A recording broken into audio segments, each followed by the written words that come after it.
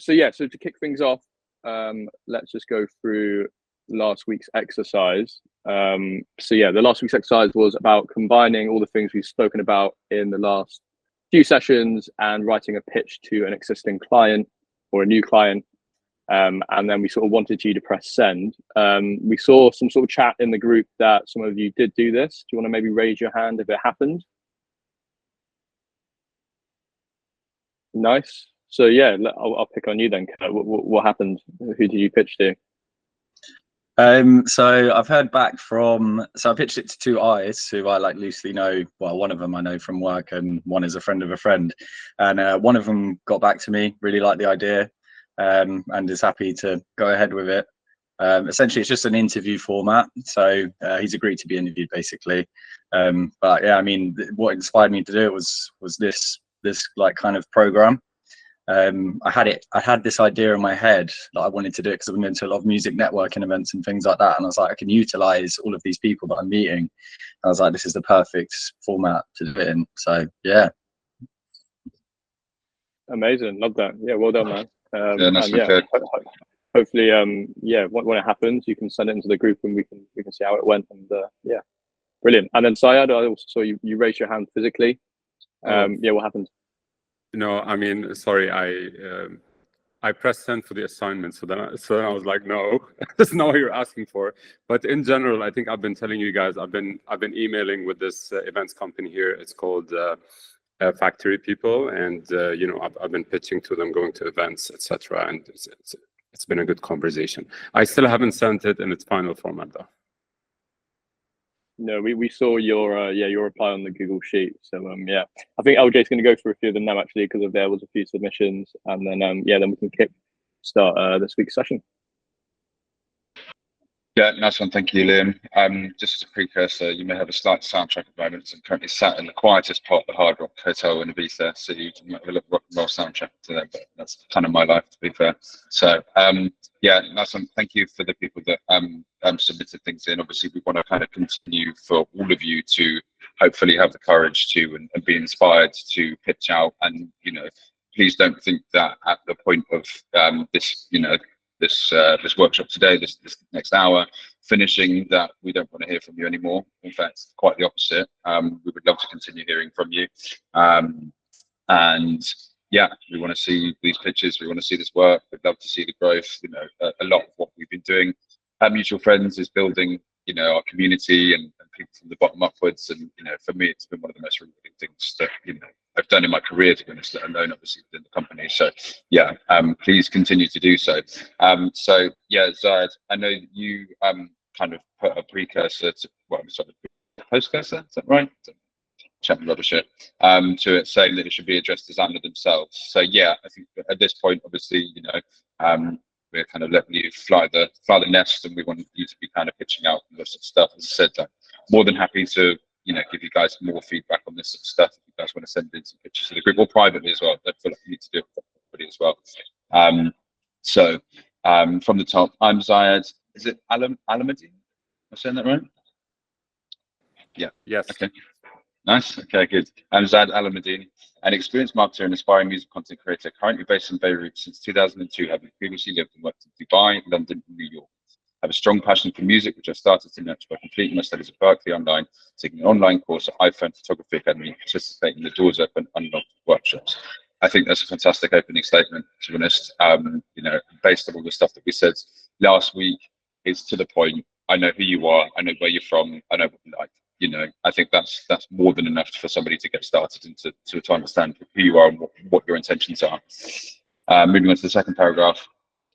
Always been a fan of electronic music and resident advisor. I've started second steps to put my passion and creativity into practice by showcasing Lebanon's nightlife and build my content portfolio along the way.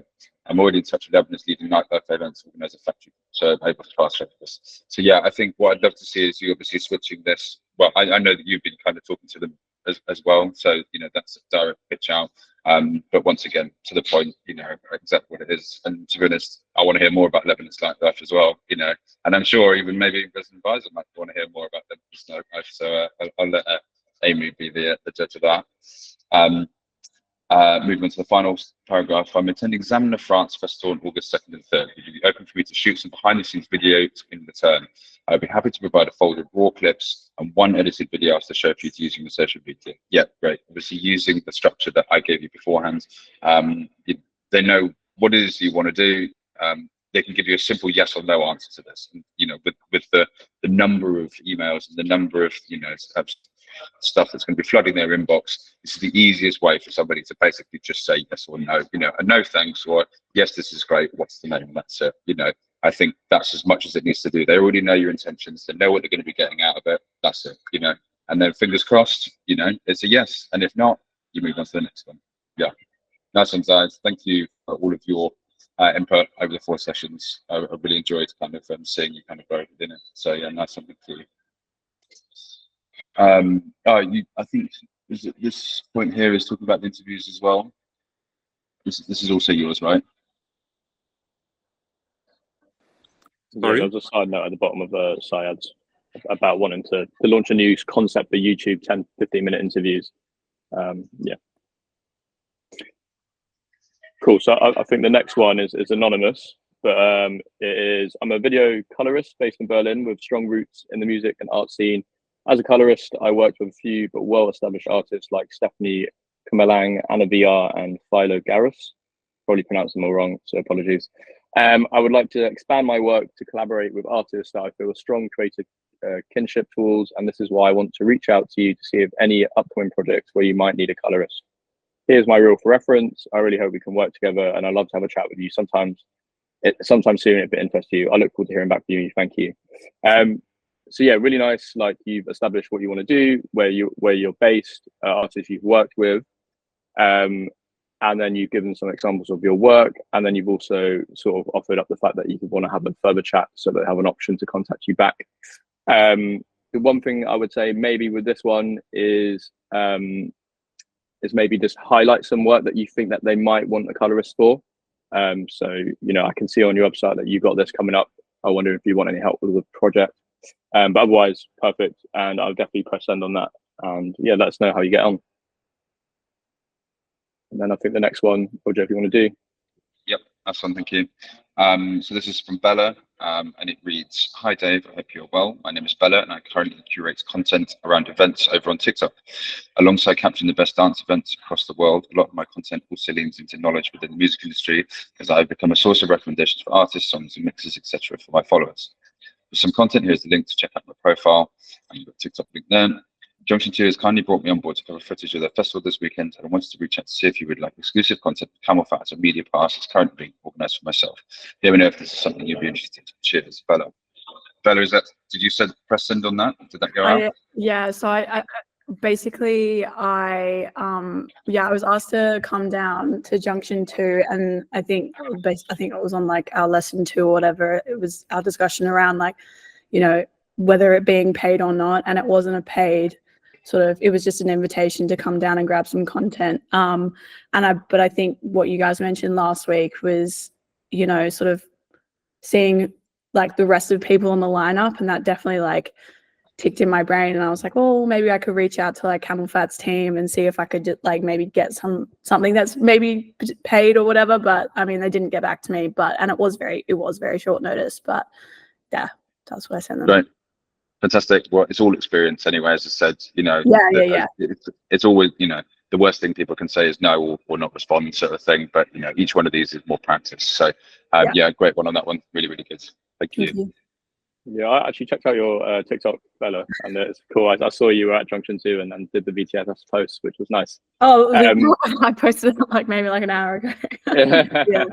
No, I mean, it was a really it was an amazing opportunity, and they set me up really well, and they gave me a bunch of free drinks tokens and stuff, and they looked after me, and it was again I met a few other people in the industry as well. I knew that was going to be a really valuable experience for me, whether it's paid or not. So yeah. Amazing, perfect. Yeah, so I was at Tomorrowland at the weekend and doing some content there, and we were doing some content for TikTok with this creative we use called Ellie. Yeah, I've met Ellie before. Yeah, and so nothing that we posted on our TikTok went viral or anything like that, but she managed to post I'll actually share into the chat. Yeah, I think I know what video you're talking about. She posted this one video of her basically watching the sunset at Yeah. Tomorrowland, and it got like 1 million views in a week. And I was just like, still trying to understand how to use TikTok properly, but she's yeah. coming to Houghton next weekend as well, so I'm sure she'll be all over. Yeah, definitely get some tips. She's amazing. Yeah. Cool, great. So thank you for everyone who participated in the exercise from last week. So moving on to this week's session, which is about delivery and aftercare. So yeah, just to recap, so what we covered so far. So we've sort of gone through the physical or mental boundaries that you might encounter to stop you from approaching your first job. We then looked at ways that we can make approaches to jobs and what happens when we land them. And then if we should be working for free, other ways of getting experience. And then last week we covered how we can sort of turn one job into maybe a long-term client, the importance of keeping those relationships. And then this week is all about what happens once you leave that shoot, how you should deliver that content, dealing with feedback, and then also dealing with stuff like invoices, when you should add work to your portfolio, when you should share it, and then also touching on a pretty important topic of aftercare and burnout and sort of looking after yourselves in this industry if you're deciding to go down it. So yeah, as a heads up, this one is going to be a lot less visual and exciting with references, but probably the most important in terms of actual like valuable lessons you guys should take on into your careers. So yeah, the first one is about organization, deadlines, and backups. So looking back at the previous sessions, before you sort of get to a job, you probably should already have that understanding of what deliverables you agreed and the delivery times that you agreed it for. So you should already have sort of a work pace or like schedule in place. So yeah, when you leave your work, you know, people work in different ways. So we have creators that sort of as soon as they finish the shoot, while they have all that energy and they have all the shots fresh in their head, they just go back and they'll just edit straight away. I'm not like that. As soon as I leave the club, I want to go to bed. So I go to bed and then I get up, I eat, have a shower, and then I just go with a fresh mind and tackle the content. There's no right or wrong way to do it, as long as you actually do it and you actually deliver. But yeah, managing your work time and sort of like your schedule is really important, and making sure you're organized with your own time. Thank you, Liam. So yeah, just talking about that, something that I kind of learned recently is the kind of difference between the motivation and inspiration when it comes to that final point of obviously doing the edits. I can be in either state, to be honest, and the kind of difference between motivation and inspiration can be clearly understood by kind of referring to 2 points. So motivation refers to a process of stimulating someone to act in a definite way to achieve a goal, whereas inspiration is defined as an act of influencing people mentally and emotionally to do something creative. Obviously, I'm sure you've all felt, one or the other sort of thing, or had to build motivation to be able to go and do something versus just being so inspired that it just takes you and you just smash it out kind of super quickly. So yeah, kind of when you find one when you don't have the other is what I always say. So then that can kind of help balance those scales. So you're moving on to deadlines. This is a super important one. Obviously something that we have learned, very strongly now working as an agency, now working with not just ourselves, but also other creatives as well, multiple clients.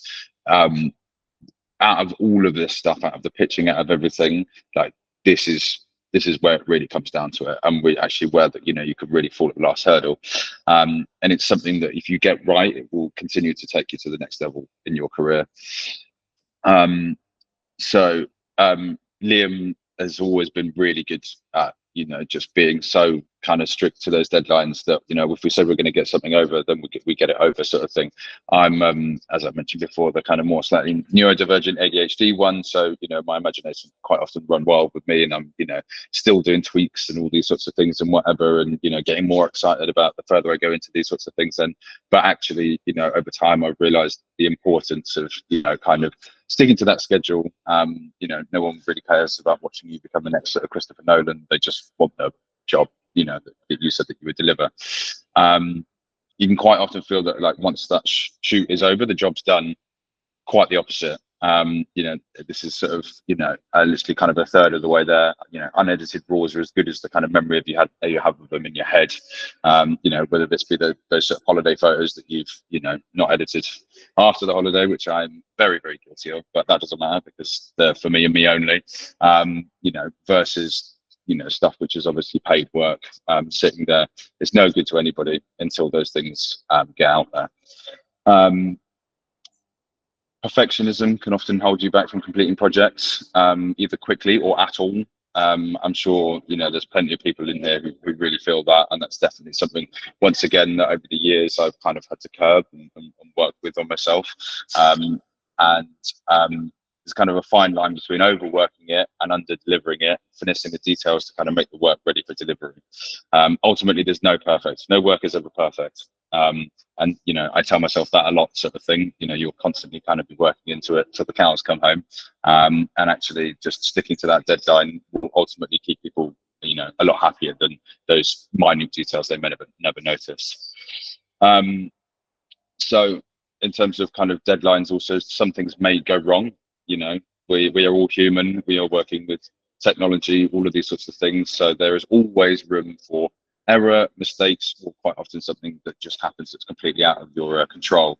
The worst thing you can do in this situation, I think we mentioned this before, is like stop, you know, don't communicate at all on it.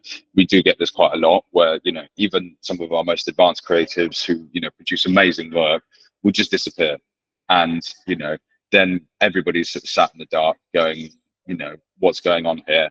Quite often we can help, you know, or someone can help, or the client will, you know, give you the leeway to either have that time, or maybe they could post something different that you have managed to complete, or, you know, they can work with the schedule. But if you don't tell them that, then they're going to have no idea, and it's going to make the situation a whole lot worse. So Liam's going to talk about backing up.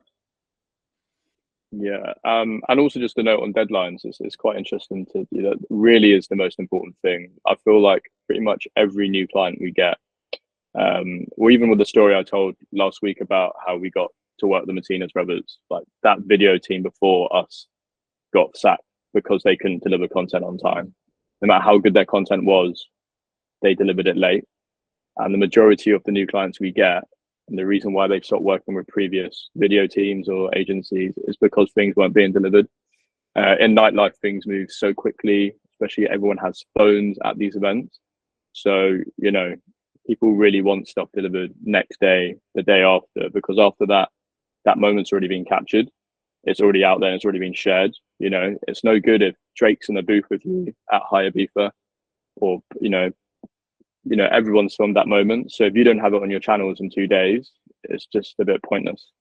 So yeah, you know, just with delivery, it really is the most valuable thing to sort of take into consideration. So backing up your footage is another key thing that, like, I learned the hard way. I think everyone learns the hard way. But yeah, it's like when you get home, just get the SD, put all the footage onto a hard drive, and then just keep all the original files on that SD until you finish that project, until it's signed off and it's done. And then you always have that backup on your hard drive, and then you can clear the SD after. Like I said, like there's nothing worse than losing footage, especially when it's down to like poor organization. Like I've misplaced an SD card before, and it just had everything on it. And then it's just really awkward to be like, it's gone. I can't do anything about it. So yeah, back things up straight away. And again, that really just comes down to organization. And then, you know, when you are backing up your footage and you're organizing your folders, you know, try and make sure they're organized. If you're doing an interview, label like camera A, camera B, so it's quite clear what you have. You know, maybe just put a note like that's the front on shot, that's the side on shot. If you're doing some nightlife stuff, maybe split it between folders like live and behind the scenes. So, you know, okay, right, they want some clips of them performing. That's going to be in the live section. Okay, I'm going to do the after movie now. That's going to be in the behind the scenes section. It really just helps really speed up the editing process. And yeah, you know, when a client asks for something really specific, you can locate it. If you're working across multiple SDs, you can quickly work out what you've got and what you haven't backed up. So yeah, definitely back up the stuff, 100%. Yeah, I've got a couple of horror stories here. I feel like that should be a full sort of torch under the face moment. But we recently had a creative who did a shoot. He moved everything from his SD card onto his laptop, and then was going to start editing it in a couple of days. He then went on to another shoot. He formatted the SD card, and then when he got back to his laptop, he had a kind of the little Apple logo and nothing else going on. Basically, meant that his SD card, his HD drive on the laptop just completely went. Took it to the Apple Store, couldn't recover it, all the footage gone. So one of my rules is always like you back it up, and then it also doesn't come off the SD card until that work is then edited, because technically you still have a backup of your backup. So I've got loads of hard drives. Dropbox is great. The desktop Dropbox uploader is also great for if it's a really important thing, like you cannot back it up enough times. I actually once lost a whole wedding of video footage, and that is like the worst one. It still makes me cringe to this day, and that was because that was just a complete fluke accident. I was moving footage from one HD to another, both plugged into my laptop. Apparently that's something you should never do. Always put it onto a laptop and then straight up to another hard drive. So there's a little insider info for you. And one of them got nudged, and it just completely ruined the whole transfer and deleted the files on both sides. I spent like 3 months trying to get it back, had a lot of money, and never got it back. It wasn't his own wedding. Otherwise, No. He would have been divorced straight away. 100%. Yeah. Would have been weird if I'd been filming my own wedding as well, but I tried, but my wife didn't let me. Cool. So that's that. So moving on to the next section. Don't just send everything. So we're talking now in terms of your final deliverables. Quite often they are obviously set out beforehand. I more often than not now, the kind of age old, like how many photos are we going to get sort of thing, I feel like is becoming a sort of irrelevant thing, because it really isn't quantity over quality these days. When you look at Instagram, a carousel post, you have a potential of 10 opportunities, and if you're shooting photo and video, then that goes down to 5 opportunities. Sending someone 1,000 photos and a couple of 100 videos is just going to be a waste of not only your time but their time too. I was speaking to Pete Tong on Fatboy Slim's manager on the weekend. We were talking about this whole thing. He said he feels like he spends all of his time just sifting through folders of just duplicate images, and it's not helpful for anybody. So don't just send everything on the client side. High-end fashion photographers, their deliverables are 10 photos from an 8-hour shoot, and that's because those are the images that will go on to become the final campaign. When it comes to the event side of things, as I just mentioned, sending an exact duplicate of a wide shot from the back of the room where the lighting's the same color and it looks fairly similar, isn't helpful once again. So just choose one of those ones out there and make sure that they're concise. Press shots, once again, sometimes your client might want all of them to go through them themselves, but I've done press shoots where you're taking thousands of images. So making those choices and being concise with those choices, they may come back and say, we like this one, have you got it at a slightly different angle, slightly different pose, etc., etc. But then that helps the process a lot more, because then you can say, right, here are the other ones, the other side of it. So yeah, making it easy basically is the key for me when it comes to curation. Yeah, it's also worth noting as well, like if you send everything and the first 5 things that you send don't pop, like there's an old school photographer we used in Ibiza, and he sent like a folder of like 1,000 photos, and like the first 5 photos were generally just like there was like chronological order of the night, and the first 5 photos were just like the security guard. And I was like, I don't know why you're shooting the security guard, that's strange. But I was like, the first 5 photos are so irrelevant to this. I'm now not even going to look at the other 900. And like that will work the same. If you need to present your best work first in that folder, even if it's not in order of the night, like if that closing track absolutely goes off and that's the one that you want them to see first, send that. And also, like, even as a creative, just say, by the way, this is the shot. Like, this is the shot I got. This is the one I love. Maybe suggest, like, I think these would make a great post. Like even look at the client's Instagram and be like, look, I reckon this will go off. You know, you usually are the target audience for these. You know, you're the one on social media, you're the one that knows like what works, what doesn't work. It is good to give your opinion, but yeah, just sending like triple the amount of deliverables, duplicates of stuff, you know, even shots that don't really make sense, it's just a waste of everyone's time. And it's actually what me and LJ probably spend most of our time doing, is just deleting files from Dropbox folders before they get sent to clients. So yeah, that's that bit. And then yeah, in terms of how you organize your stuff, this is how we lay out our clips. So yeah, really simple. They're done like in terms of date, so that it's reversed, so that your latest shoot will always come up to the top of your Dropbox or your Google Drive. And then it's quite easy to find live clips, recaps, rushes, listed by artist.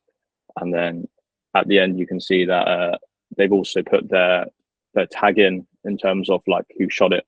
So that's also a nice way of getting you tagged on people's posts. But we'll go into that in a bit as well. So the next part is feedback. And the thing that we always say to our creators is like, feedback is not personal. And like as a creative, you might think you've done an amazing job, and then to hear that it might not be what the client wanted, it is annoying. But you just really need to take yourself out of that personal situation, not get worked up about it, and just really listen to what the client is saying. It is a creative industry, and it's like a big part of the creative industry. So again, we covered this before in another session, but before you start the job, you should already sort of have in place some sort of feedback guidelines or boundaries. Like one round of feedback within the original quote or fee is like completely okay. So hey, I'm going to make this after movies for you. If you have any feedback, I'll be happy to make the changes. But if we're going to keep going back and forth, you're going to have to pay me for the extra time that we're going on. That's completely fine. Just like outline that from the start. And then when sending over your content, if it's like more edited sort of styles, I would probably send over some guidelines for feedback too. And one thing I do is I split my feedback into two sections. So I have one where they can submit general feedback, which is like the color grading needs changing. We want the track changing in the background. We want the length of the video to be shorter. So that's more just general comments on how that video is. And then I have like a timed feedback section, which is the really specific details, where it's like, at 5 seconds, can you please remove that shot? Actually, at between 12 to 15 seconds, I don't like what I said. Can you remove that section? And I would probably always avoid phone calls and voice notes as feedback if possible. If you send them a Google Doc or an email and say, this is how I want it outlined, and they reply, and then if you need to go over it, then maybe jump on a call. But having that written down first is the best possible thing, because there's nothing worse than getting a voice note and then like they're walking the dog and you can't really hear what they're saying, or yeah, you just don't understand it.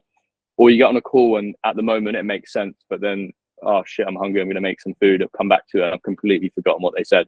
So like if you have it written down in front of you, it's just perfect. If you send them guidelines, it's perfect, because it's going to be exactly how you want to work.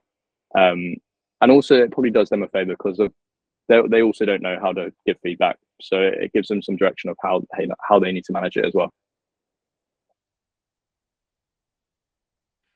Yeah, so just a couple of notes from me. Yeah, obviously sending kind of work and receiving feedback can quite be, be a bit of a scary process, especially if you're suffering with imposter syndrome, or whether you're, working with a new client. Obviously that first time you work with them and trying to kind of work out what exactly they really like and don't, Liam mentioning there, for example, like the Martinez brothers, they like that kind of film style flash on photos. So, we would always make sure that those were in there sort of thing. And then that sort of, the process starts to get a bit easier. Just been working with Madness recently, and we realized actually the ones that they post are always those ones of them kind of going up the stairs just on stage, rather than all those sorts of things. So, that sort of side of things starts to get a little bit easier as you're working with them. As artists, we're always going to be kind of susceptible to the feedback side of things, as we kind of mold our work to fit the clients, the brief and their needs. Don't take it personally. When working to a brief, this is the most important thing. Obviously use your artistic flair, but always make sure it kind of stays within the parameters of the actual initial brief.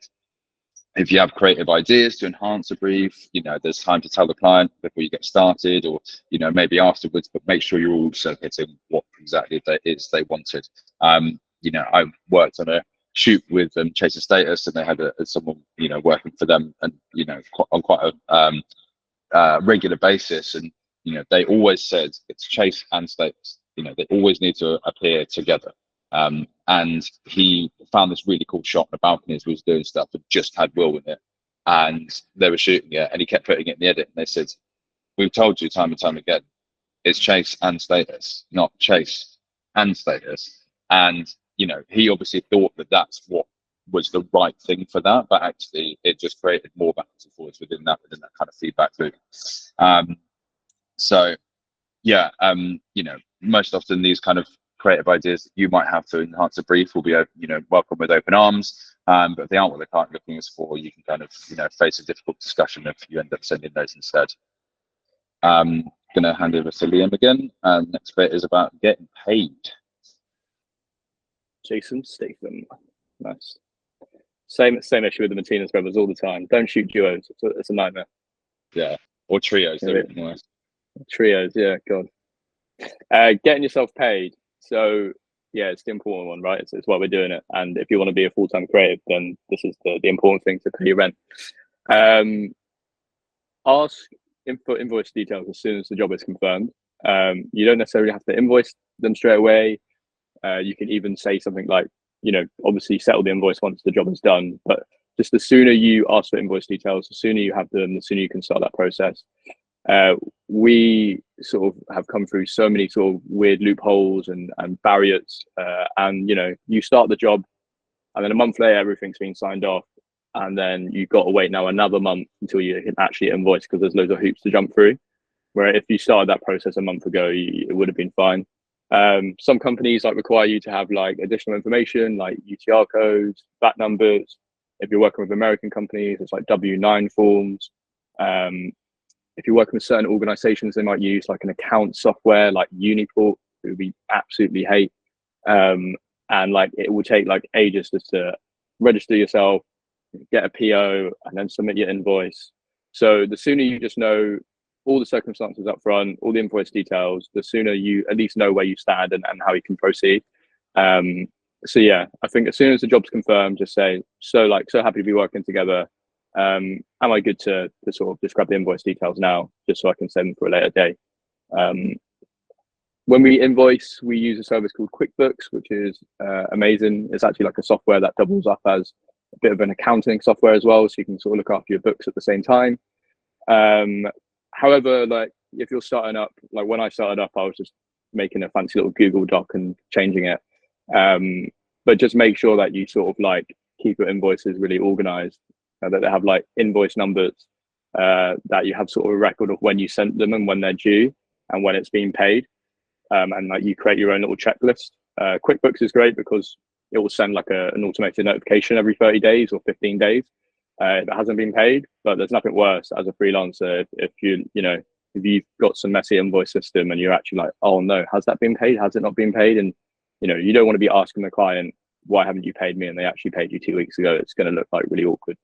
So yeah, just create a system that works for you, but make sure it's organized, and also make sure that you keep a record of all your invoices as well, because God forbid, if you make enough money, the tax man will take half of it off you and you're going to need it for that.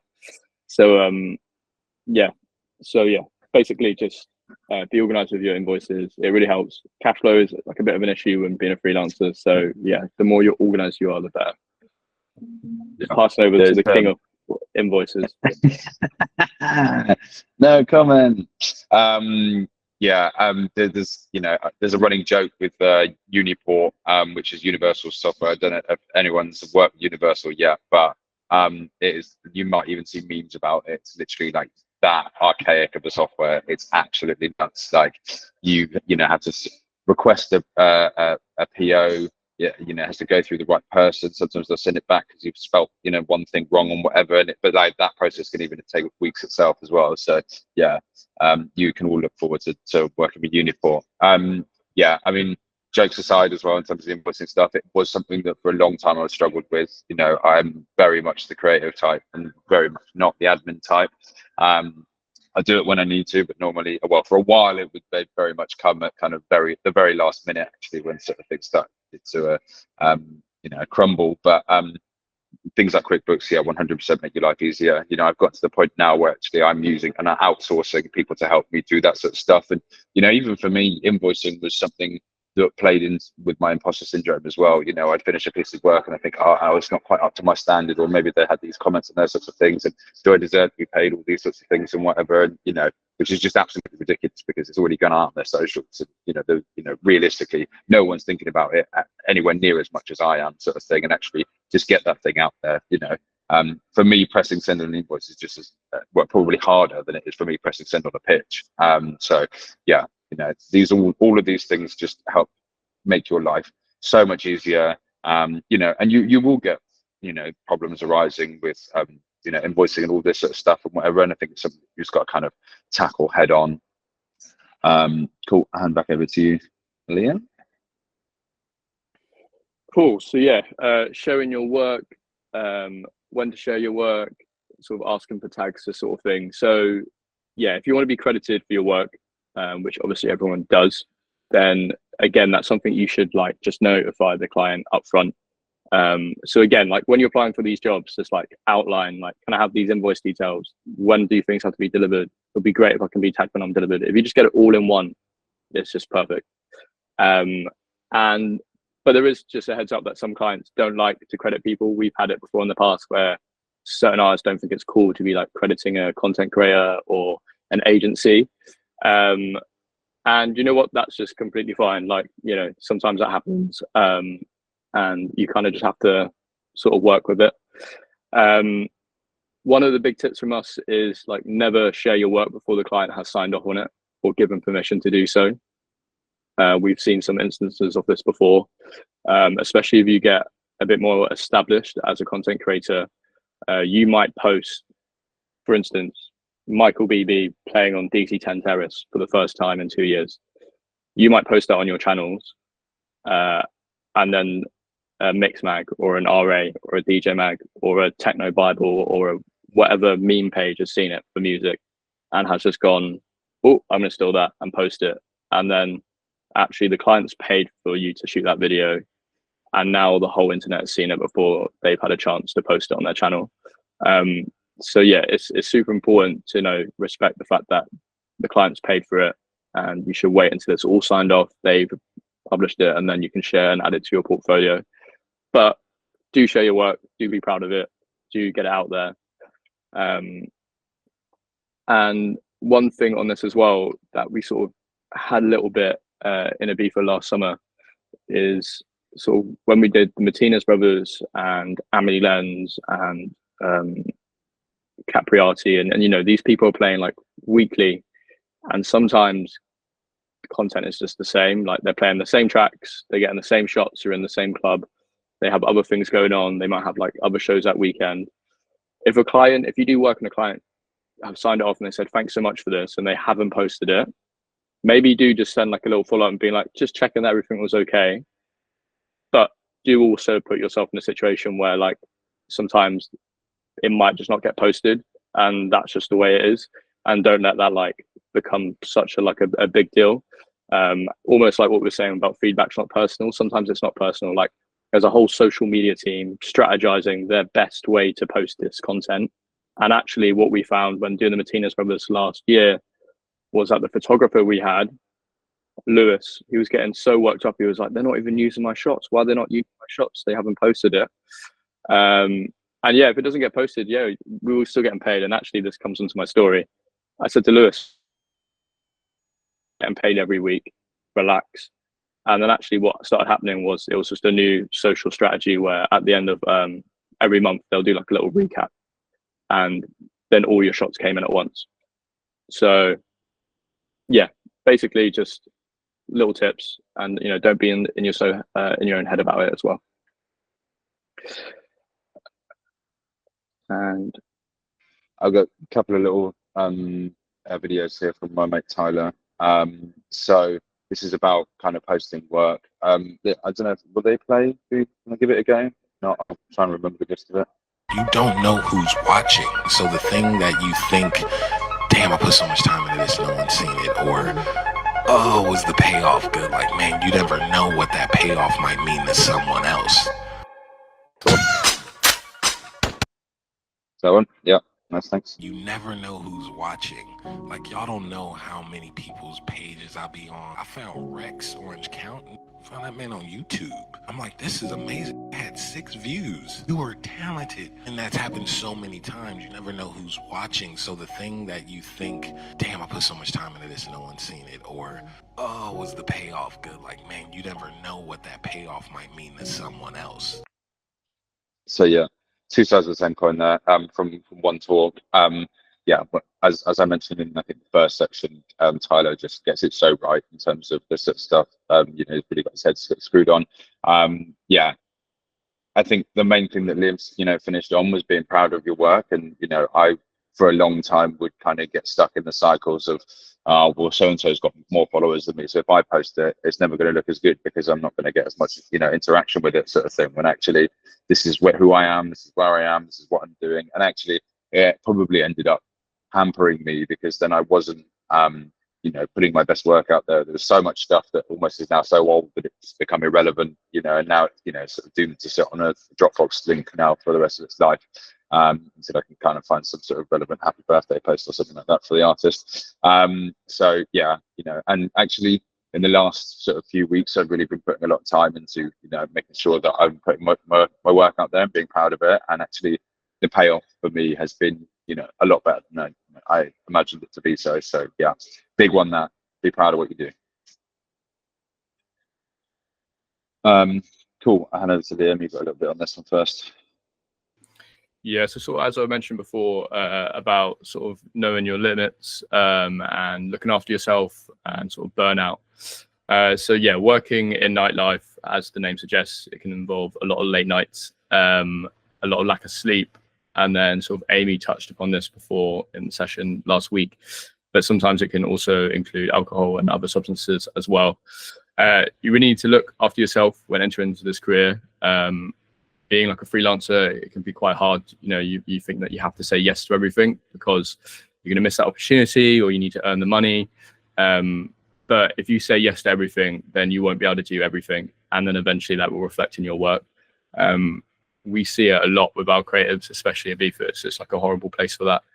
And actually, like, we like to switch up our creators for certain jobs so that they're having breaks. And then sometimes they moan, they're like, why are we not on this job? And I'm like, because you've worked 8 days in a row and you're tired, like, relax.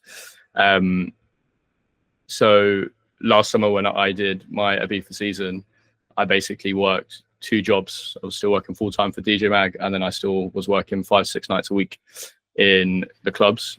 And it was pretty much awful, to be honest. And I had a big realization when I came back to London in August for a gig. And first of all, my friend said I looked pale, which was rude because I'd been in a sunny place for like 5 months and I captured tan really easy. But I realized I actually hadn't seen any daylight because I'd just work and edit indoors and then go out at night to work in the clubs. And I was like, and then people were like, oh, what's like the best after party you went to? Or like, what's the best night you've gone to? Or, oh, have you gone to this beach? Or did you check out that restaurant I suggested? And I was like, I haven't done anything but get up and work. And it really like made me realize like, wow, I like need to schedule myself some time off just to like, and when I actually came back, I dropped 2 of my residencies that I was doing and I started like swapping shifts with other creatives and balancing out the thing. And all of a sudden I like had this new energy of like, I was really excited to go back to the club again and shoot this content. And I was feeling a lot more better about my content and just in life in general. And just by having like a beach day or like spending some time with a friend or having like a nice dinner where I'm not rushed to get to a shoot. One of our regular creatives, Benedict, who shoots fabric all the time. I mean, we've watched him grow so well, but like 2 years ago, he basically left his job to become full-time freelance. And for the first year, he did that classic thing of just saying yes to everything. And then he did it to a point where you burn out and then you basically have to take like a whole month off or 6 weeks off. And then now what he does is he just blocks out like weekends or like a whole week. And he's like, no, that's my weekend to myself. Even if he's still going out and partying, but he's partying with his friends or he's going to a festival to enjoy it, it's still important just to schedule in those times. And I think it's like really important, despite LJ going to contradict this very shortly, that like just do look at your calendar and think, I'm going to block out this time for myself. I'm going to stick to it. And I think you know, unless it is like a really amazing job that comes up, you know, you probably can afford to miss it at some point. And I think a client, if you tell a client, look, you know, I've been really busy this month, I don't think I can commit to this, or, you know, I won't be able to deliver the content in time, I need some time to myself. Everyone who works in the music industry will be like, yeah, we get that, because of we've all done the same thing. So yeah, if you are thinking of starting this career in the music industry, do just look after yourself. Do make sure that, you know, if you are working nights, that you're still getting 8 hours, even if you're waking up at, you know, 2 p.m. You know, that if you are working in club environments, that you're not just drinking loads of alcohol and whatever, you know. I think even relating this to DJs, I think some of the, you know, I remember reading an interview with Gerd Jansen, and protect your ears 100%. I lost my earplugs for 2 weeks in Ibiza last summer, and it was the worst 2 weeks of my life. So I actually had to listen to what everyone was playing. No, I'm joking. But I was reading an interview with Gerd Jansen, and Gerd Jansen basically said he treats DJing like a 9-to-5 office job. He was just like, you wouldn't find me in the office just drinking tequila or doing this, doing that. So when he turns up to his gigs, he literally just turns up 10 minutes before his gig is, like he's arriving 10 minutes early to the office, plays, and then once the sort of the time's up, he just goes home. And it's like, you don't have to be that regimented, but it is also worth knowing, you know, just because you work in nightlife doesn't mean you always have to be at the party and partying, or, you know, getting stuck in. You can just treat it as an office job, and you can just go there, do your work, go home. There'll be other parties, there'll be other opportunities. But yeah, over to LJ to share some of his stories from his triple lifespan career. Yeah. So yeah, so many words of wisdom in that. Yeah, I think I see it even more so now when we're working with these younger people, and you know, ultimately we also want to look after our creators, and most of these people are our friends as well. And I think that's a super important thing. Like, look out for other people as well. Like, don't be afraid to, you know, see maybe where someone is like just doing a bit too much, you know, whether that be work or partying or whatever it is. Those sorts of things, I think it's super important. So kind of coming back to the work side of things, be honest with your capacity. If I said that maybe a year or two ago, I probably would have been very hypocritical, but I'm definitely getting to a place now where I can say that I'm really understanding my actual capacity. You know, going back to that kind of like, you know, having that burning sort of inspiration, desire, wanting to do stuff sort of thing, but actually kind of looking at it realistically, and stacking up those jobs might be good for your bank balance, but ultimately could be bad for your relationships with the clients if you don't manage them well. So sometimes like staggering delivery times for us now helps a little bit more. You know, so for example, like you may even do some live edits. The example that we showed you on the Dropbox, just of our kind of folder stuff, was for Honey Dijon at Prospect Building at LWE's new venue. We did a little opening recap reel. We dropped a couple of live clips of the artist. There's 2 of us working the job. Once again, same thing. I could have easily done that by myself, but actually realistically, I said, you know what? I'm going to bring somebody else in. We'll split the budget up. We'll make sure we do it right. And make sure I'm not pushing myself too much. I've just done 3 shows at Cardiff Castle as well, so I know that actually, if had I done all of that, you know, I would have basically been out on the floor the whole time, and you know, probably wouldn't have delivered in the same way that we did.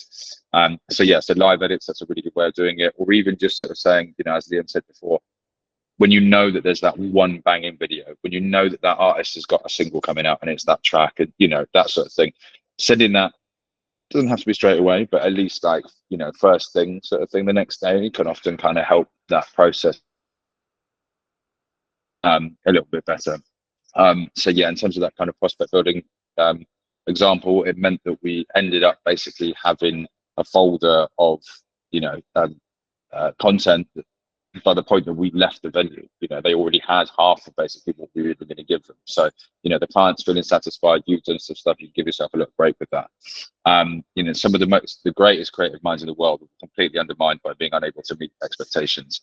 You know, some of you might find this job a lot more challenging than others, kind of depending on the kind of being right brain, left brains. I know myself, I kind of took years to be able to engage my brain when I needed to versus when I wanted to. And whilst kind of creative ideas pour out of me, it's quite a similar rate at the Niagara Falls. When it comes to admin, as I mentioned before, timekeeping, all these sorts of things, these are things that for a long time, I struggled to keep my brain focused on and doing that sort of stuff. No two of us are the same, and there's no point chasing something that you're not, but there's always room for improvement. Just like those who struggle with creativity can observe the work of others for inspiration, those who struggle with the other side of it can learn from the people that find it a lot easier. So I've got a little story here, not to kind of take the mood down, but in 2019, I got really ill. And to be honest, I really fully pushed it to the very limit of what could happen. And if it wasn't for a couple of smooth moves from my wife, who's a nurse, I probably wouldn't even be here as well. I don't know if we had any brain surgeons when I was talking about neuroplasticity last time, but I had a parapharyngeal abscess, which is the sort of triangular region in your throat back here. It was kind of suffered with swollen glands and stuff like that. But I was working at IMS in Ibiza, ironically here in the Hard Rock, filming the builds. I'm working with a couple of artists, stack those jobs and stack them super high. And then on top of that, I was kind of just breaking into the industry, super excited, going to these parties, lots of late nights, not much water as well at the same time. That's not on our list of things, but water, especially working in hot places, clubs, all of these sorts of things, you don't realize actually how, important that sort of thing is.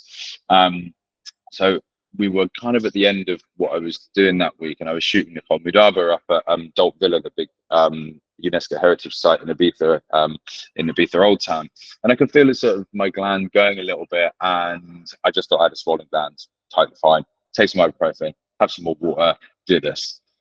I then had another job when I flew home at Fabric. I flew home to Fabric, got there, and they were like, "You don't look so great. You're pretty pale." I'm like, "Yeah, I mean, I've got this swollen gland, I'm totally fine." Went to hospital. I actually ended up going back 3 times because they also thought it was a swollen gland. So, quite often you can seem like something so irrelevant.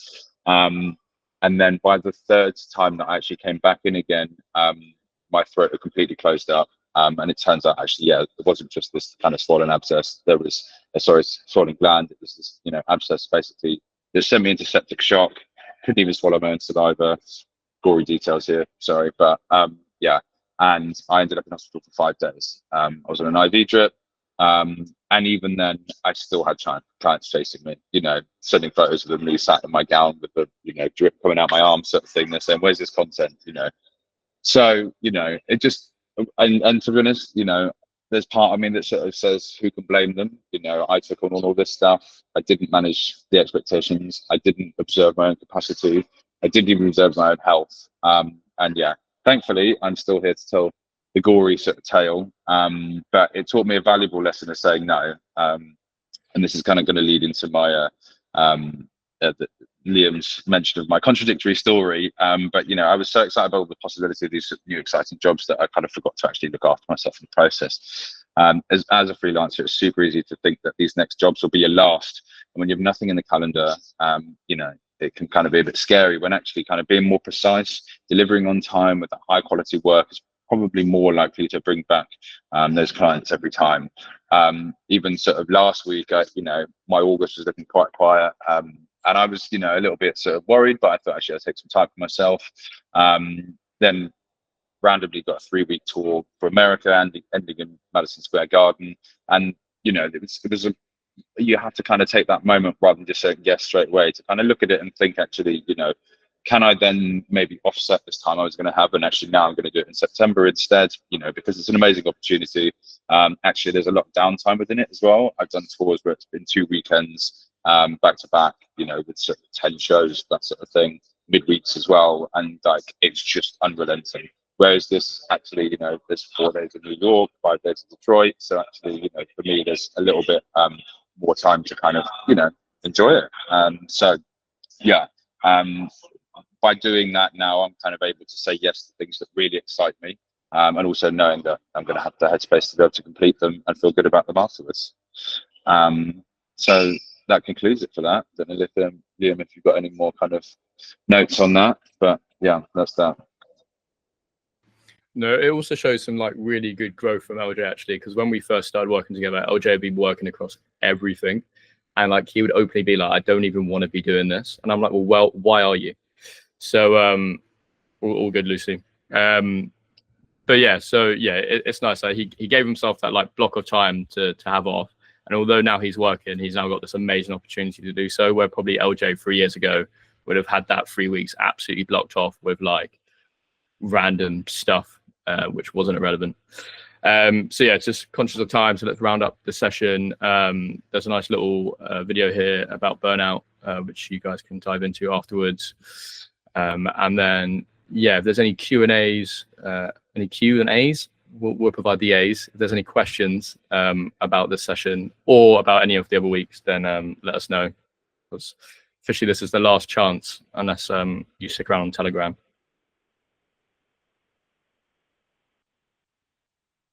All good, no worries. Then it will jump. And then, yeah, little recap, just deliver on time and be organized. Don't just send everything. That's a really big one. Feedback is not personal. And then, yeah, look after yourself. And then there is not a next one. We didn't update that slide. But yeah, that's sort of the end of that's the end of our sessions, essentially. But we have sort of said to the Doors Open team that we'd like to keep that sort of Telegram group alive. So please do just keep active. If you have any other questions or you want advice on something, you will not only just have me and LJ and the Doors Open team, but also now everyone else in that group who can become your peers. So yeah, please use it. Thank you so much for joining these sessions. It's really nice that a lot of these sessions are focused on about having the drive to go up and do something, and just know that by dedicating an hour of your Tuesdays for 4 weeks, that's like such a positive step to sort of taking a step into this career path. So maybe just take that same energy, and even if we block the next 4 Tuesdays for an hour, and maybe you can work on writing a pitch to a client or looking up some clients that you want to work with. But yeah, thank you so much for joining. I'm sure LJ will also want to echo some thank yous.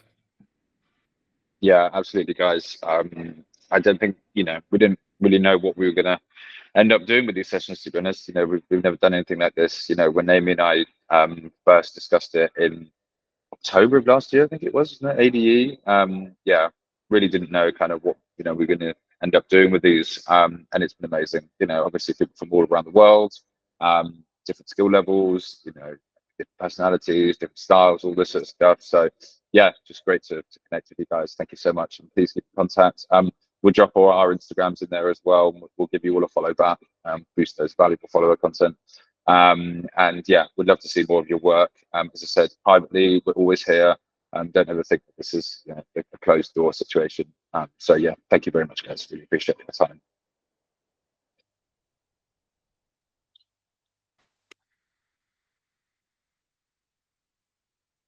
I'm also going to jump in and say thanks. But yeah, guys, it's been such a pleasure to host you both. And yeah, thanks to everyone for being present and just here, and also just chatting in the Telegram group. It's so nice. Like Aldo said, we weren't quite sure it was going to work out, but I think this has been beyond amazing. And it's so nice to be able to share the knowledge from the guys, because they're really at the top of their game, and it's so lovely for them to share it so freely with you all. So yeah, looking forward to seeing where everyone's careers lead, and hopefully getting some paid work for you all. So Doors Open will always need some content, as will RA. So I'm looking forward to being able to use the Telegram group to hopefully set some commissions and get some pitches. But yeah, thank you, Liam and Elder. It was amazing, and thank you all for just being super present. I'm going to share a feedback form in the Telegram group. Please be honest, and it helps us shape what future programs can look like. But yeah, thank you so much, and I wish you all a wonderful summer and rest of your evening. Thanks guys. Look forward to receiving your compliments. Thank you so much. Thanks, everyone. Thank you. Bye bye. Cheers. Thanks.